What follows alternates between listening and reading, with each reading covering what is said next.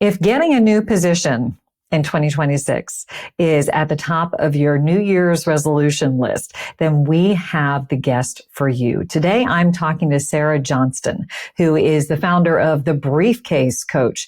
You might have heard of her. She's all over LinkedIn. She's a LinkedIn learning instructor. She is also somebody who is committed to empowering high achieving professionals in their job search. She has many accolades to her name. Among them, she's been recognized by LinkedIn as a top voice in 2019. She was also named among HR Weekly's top 100 most influential people in HR. And she also happens to be a friend of mine and a person who is in my network. So when people come to me and they say, Karin, I need help with the job search, I am delighted to send them her way. I am also delighted that she will be sharing some of her wisdom with all of you in this episode. So stay tuned. Hi, I'm Karin Reed. I'm a 4-time author, Emmy Award-winning broadcast journalist, and communication expert on helping people to own the room, whether it be a physical one or a virtual one. Welcome to Speaker Dynamics. Sarah Johnston, thank you so much for coming on the show today. Oh, I'm so happy to be your guest. This is a lot of fun. Well, you're always one of my go-to people in my network whenever I get certain kinds of questions and people want me to help them, for example, with finding a new position. And can you help me with interviewing? Can you help me with my LinkedIn profile? I'm like, I'm not the best person for that, but I know who is. And I am delighted to have you available as an awesome referral. I think you just do a fantastic job. So I'm excited to have this conversation today.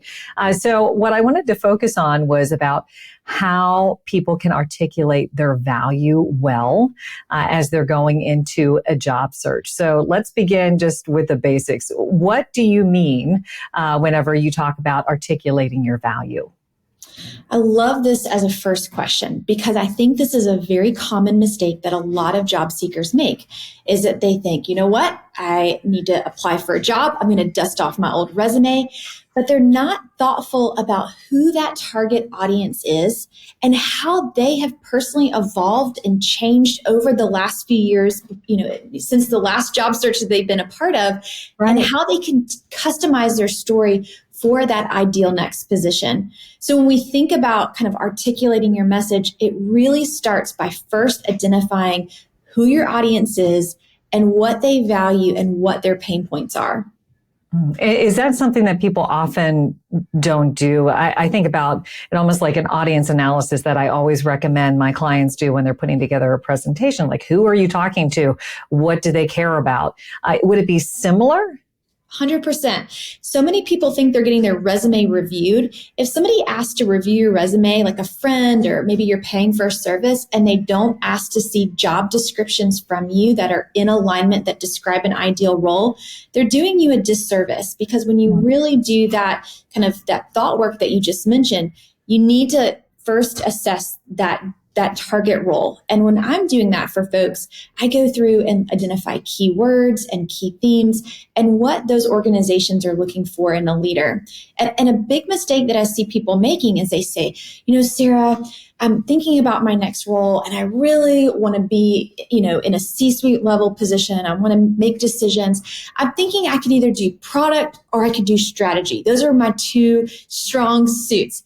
And I'll just say a product role is really different than a strategy role. And if a company is kind of got a short list of candidates and they're evaluating you, they might interview the candidate who is really geared towards that position before they interview you. So it's important to be clear on your targets before you start applying or networking with folks. And that was actually one of my kind of follow-up questions. I feel like sometimes we think, oh, well, we'll just, send out the one version of the resume to everyone because, it'll speak for itself and they can kind of connect the dots. But it sounds like you really have to be intentional in connecting the dots for them. Am I interpreting that correctly? Absolutely. And it takes extra work, and people don't like to do extra work, but it makes a difference. When someone is looking at your document and it checks all the boxes of their pain points, they're much more likely to connect with you if they see you as being the solution to their pain. Absolutely. I feel like that is actually great advice for, any sort of business as well. If I'm thinking about how to portray what we do, I'm always trying to make sure that I'm thinking, okay, well, what are the things that they care about and where are they really experiencing that pain, and see if we are a good fit for helping to address that. So you work with almost exclusively senior leaders, I believe. And I imagine a lot of them have a lot of seniority and have been doing their jobs well for a long time. And with that, there might be some blind spots relative to that. What are some of the ones that you see whenever you work with these senior executives? So you're right. My team and I work with leaders in every industry. And the common theme that I've found, whether it's a chief marketing officer or a hospital CEO or even a chief technology officer, is that a lot of the folks that I support are unbelievably hardworking and have done many, many amazing and incredible things over their career, but they haven't done a full inventory of their work. And I often say it's hard to read the label when you're inside the jar. And I think that statement rings true for many of the folks that I've worked with. They're inside the jar. They're doing all these things and they're producing all these results, but they don't know how to tell that story because they haven't done a proper inventory and they don't know how to compare what they've done to what the market needs. And that's where having that other person, that other voice can be really helpful. Yeah, because they're looking at you from outside the jar and they can see, the things that make you special and your differentiators. So what I love about the work that you and your team do is you work with folks, not just in terms of their, written presence, their, on how they are coming across on paper, but you also work with them on how they come across in person, in that all important interview or often series of interviews. How is it different the way someone should communicate their value on paper versus whenever they're sitting down across from somebody? Great question. So when we're writing an executive resume, we are focusing on results and impact. We want the person who is looking at their document in that 6 to 8 seconds to be able to quickly just assess their KPIs, the P&L that they've managed, the impact that they've had at the organization, how many people they've managed or led. Those are the key things that somebody needs to see when they look at that result-rich resume. Whereas with interviews, it's more about that human connection.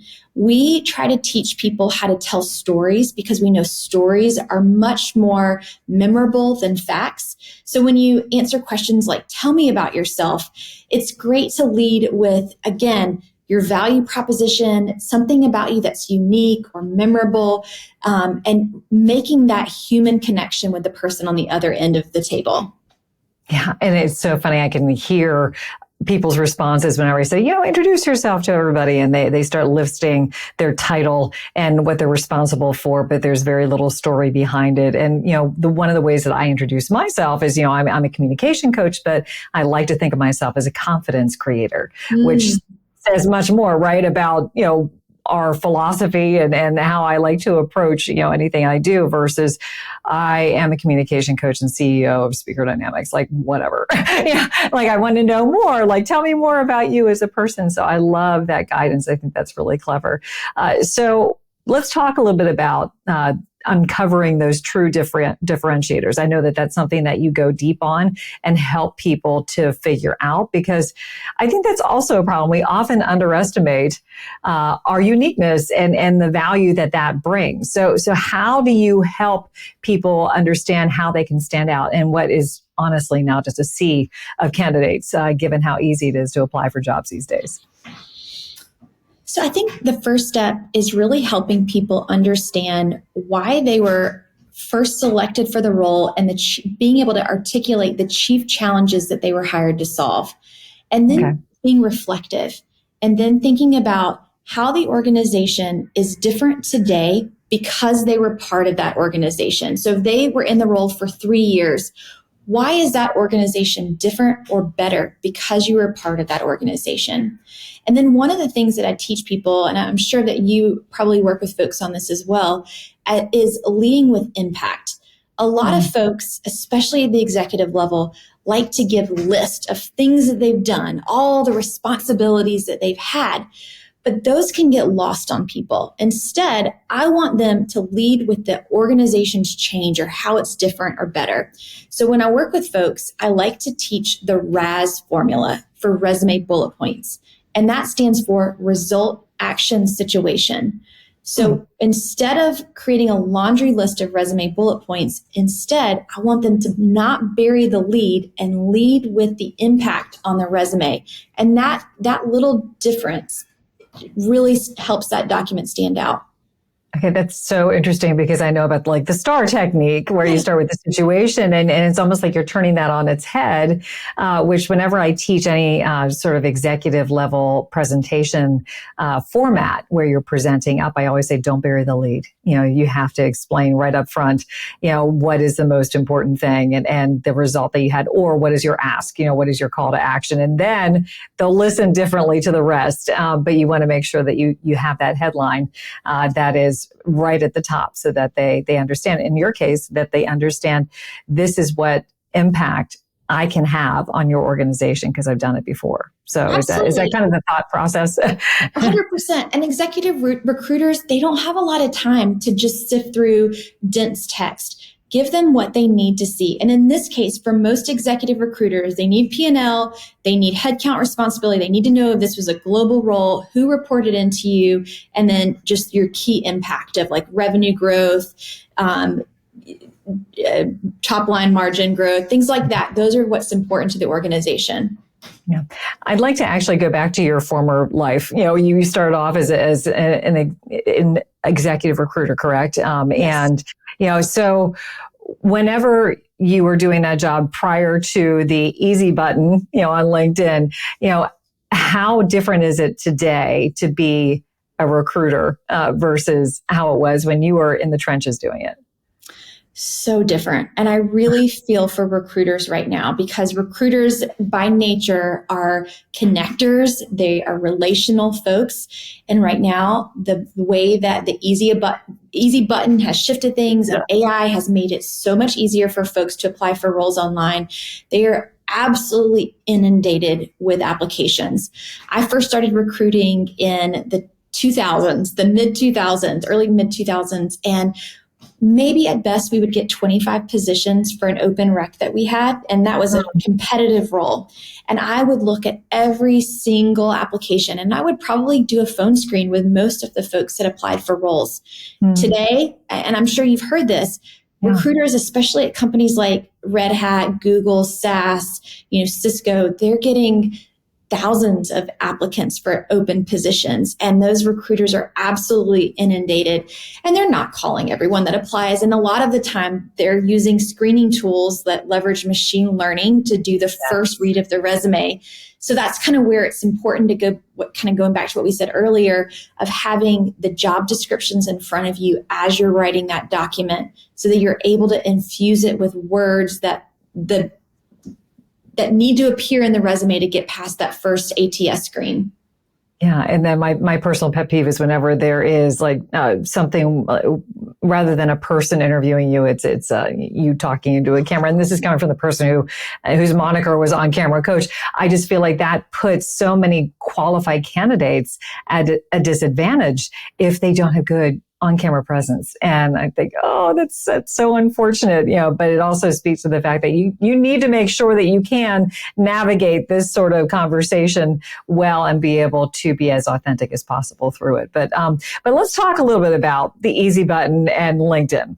Yeah. So you mentioned that, you know, there's a big emphasis now on, you know, online tools and online presence. So, you know, realizing the importance of that, a lot of leaders are recognizing that it's important to brush up their online narrative and make sure that it is polished and that it's you know, looking up to date. So they're changing their LinkedIn profiles and such. Do you think that a LinkedIn profile should mirror a resume, or should professionals show up a little bit differently online? This is a really great question and one that I get a lot. I think that when you write a resume, it should be very result rich, as we talked about with those numbers. Whereas with LinkedIn, I think it's a little bit different. The first thing that I focus on with people is making sure that we're using the right keywords. the words that someone might use to search for you. Because in some ways, LinkedIn is an SEO play. So not only do you want to have the keyword, you want to have keyword density. So that word multiple times throughout the profile, as well as keywords in context. So if you're someone that, let's just say, wants to rank for machine learning, and that's a really big part of who you are as a leader, the phrase machine learning needs to be perhaps in your headline, in your about section, and your skills and experience section. So you really need to be thoughtful about every word that you use on your profile. In addition to that, we know that folks are most likely going to Google you before they meet you in person. And because LinkedIn has a high domain authority, your LinkedIn profile is usually one of the top 5 things in the search results. So when someone clicks on that profile, we want them to like what they see. And when I talk to people about likability, it's often we use storytelling or we showcase some value proposition, something that lets someone see the human element, the human side of you. The other thing that I tell folks is you have to be careful about what you put on LinkedIn. And the quick example that I would give to someone is that I work with a lot of CTOs. Technology, as you know, is a cost center for a lot of organizations. On a resume, I might put that a technologist offshored some of their talent because that's definitely a cost-saving measure for organizations. I would never put that on LinkedIn because those are human lives that have been impacted by that job loss. So you have to think about the content strategy for the public and private space. I have seen on multiple profiles folks who have not filled out the about section. Oh, yeah. And I would love to get your take on it. I know I don't like that, and I'm not sure why people don't include that. But I guess what would be, do you think it should be filled out, and why would somebody not fill it out unless it's just like laziness? I don't know. Well, I talk to a lot of leaders who like being anonymous. They feel that their role is high pressure enough that they don't want to put too much information about themselves out there because they don't want to be found.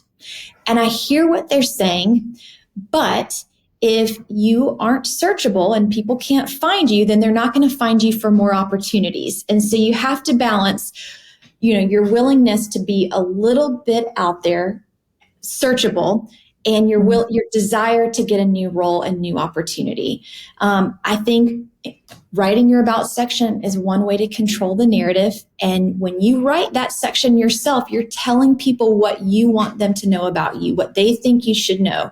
And you can position yourself as the very leader that you want them to think of you as. And so if you want the person who's reading that to know you as a leader who's collaborative and kind and thinks about mentoring, then that can be part of that story because you control the narrative. Yeah, and that's such a valuable resource that people don't take advantage of oftentimes. I have another just quick follow-up question on this. Should that be written in first person or third person? Because I've seen it both ways.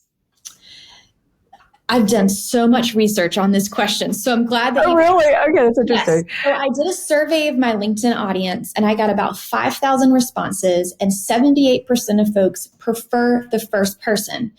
But that's an interesting observation because I pulled up the Fortune 100 company C-suite leaders, and I looked up C-suite leaders, president, COO, CFO, CMO, for the Fortune 100 companies. And I found that most of those folks are actually using the third person, despite the fact that 78% of people prefer first person. And so that got me thinking, why is that? Why, is there a disconnect? And my hypothesis, and I'm curious to know what you think about this, is that based on the insights that I pulled, the majority of people that are using the third person are homegrown talent and have been with the organization for 20 years on average and haven't been job searching outside their organization. And when I started looking at folks who worked for, let's just say the top 100 startups, I saw something different. I saw they were using the first person and they were connecting more with their audience. And I have to suspect it's because they've needed to put themselves out in the market more and needed to align with the consumer more. So I'm curious, what do you think there? Okay, I think that's an interesting theory. The one that I was hypothesizing is that authenticity is now considered to be a hallmark of executive presence and, being a fantastic leader, but that has not always been the case. It's a relatively new characteristic that is elevated in terms of its prominence and importance. And my theory, like I'd actually want to dig deeper into your research to find out how long the folks who were using third person had been in that role. Because had they been in it a really long time and therefore were hearkening back to the more traditional version of executive presence, which is, slightly removed, a little bit more formal, whereas the new version of executive presence has more of and this is such a bad phrase, but I can't, like touchy-feely, I guess, wants to be more connected with their people in the organization versus having that remove that kind of put them above those who they were leading. So that's my theory that's what is happening. But did you know, and I don't want to put you on the spot on this, Sarah, but did you notice, like, did it have anything to do with tenure in that position? Whether they use third person? Tenure in that exact position, but tenure in the organization. And so, like, for example, looking at folks who had been with the Walmart company for many, many, many years and who started off, in wore lots of different hats in that organization, they were less likely to have a first person profile versus somebody who was newer to the organization. So I think your hunch is perhaps correct as well.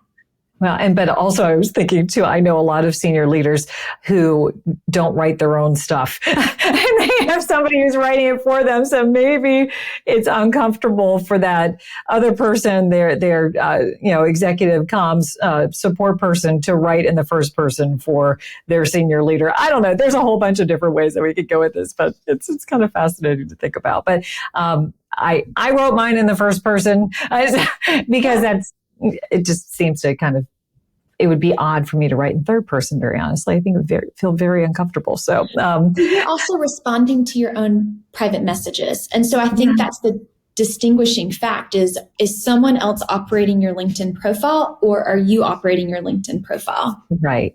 Well, and if people reach out to me, they'll know that I'm doing it because I'm not the most timely sometimes. It depends how busy I am. So if I've ignored your message to me, it is not on purpose. It's just sometimes the weight of all of the incoming emails and pings and dings get to be too much, and it just takes me some more time to get back. But let's talk a little bit about, perhaps some easy wins for executives who want to, elevate their online presence and make it recruiter friendly. What can people do? I think the easiest, most important thing that someone can do is to update their headline and their headshot. Because I consider those two things your online avatar. They follow you whenever you make comments on LinkedIn, or when someone searches for you, that's the first thing that someone is going to see. So make sure your headshot photo is new. It looks like you now, not you 10 years ago, that your face is occupying 60% of the frame, and that you're wearing something that represents what you would wear to work on a good day. So a lot of folks have kind of more stuffy or formal backgrounds, and I would say it's probably time to update that headshot photo and make it represent you on a good day at work. The other thing that I would say to folks who are wanting to do something to stand out a little bit more on LinkedIn is to think about who you're connected to. If it's been a while since you've added folks, maybe it's time for you to think about strategically where you'd like to work. In your head, brainstorm 5 to 10 places that would be exciting for you if they called you and made you an offer. And then think about, if you were to work for one of those places, who would make the decision to hire you? That's someone that you need to connect with on LinkedIn. And maybe it's not an initial connection request. Maybe it's something slow. Maybe you start following them. Maybe if they post on LinkedIn, you comment a few times so that your face is becoming more familiar to them, so that when you do connect with them and you send a personal follow-up message, they're more likely to receive it with some excitement and more likely to respond. Yeah, I'm sure you're the same. I get a gazillion requests, and I typically do not connect unless I do know somebody, or I know somebody who knows them, and there is a true connection, as opposed to the, hey, what would happen if I could get you 100 calls a day. I'm like, no, I don't want that. So no, I'm not going to connect with you because I don't want to have that experience. But I think that's really great. I want to talk to you about two different extremes when it comes to leaders articulating their value. The first is the person who really can't figure out how they can talk about what they do in a confident sort of way without feeling like they are bragging. So, what do you tell folks about, the humble brag? Like, how can you do that well? Yeah. So I get this challenge a lot, especially, and I'm not trying to stereotype, but it is a real issue. A lot of times this is a common problem that my female clients have, my female executive leaders. They have a hard time owning their impact because they are leading a team. Maybe they have 20, maybe 200 people reporting to them, and they have a hard time taking responsibility for things that their team has done because they personally were not in the trenches making those exact decisions. Instead, they feel like unless they personally made those decisions, they can't own that result. And I tell them, I say, you are leading the strategy for your team. You report to your boss and you are responsible for everything that happens on your team, whether you're the one sending that email or not. The buck stops with you. So you've got to own your team. And another kind of exercise I walk through with people is pretend like you are about to get a grant that will change the trajectory of your team. Somebody is going to invest $100,000, but you have to tell them why your team is the greatest team and worth that investment. When you think about it like that, and you have the chance to pitch your people and what they've done, it makes it a lot easier to own your story and your results when you're excitedly sharing about the results of your team. Yeah. So you're doing it for somebody else as opposed to just for you. But then you also have those who are not as reticent to talk about themselves. Like what mistakes do you see people make when it comes to, it's not even a humble brag, it's just a brag. Like, what do you counsel people to do in that situation?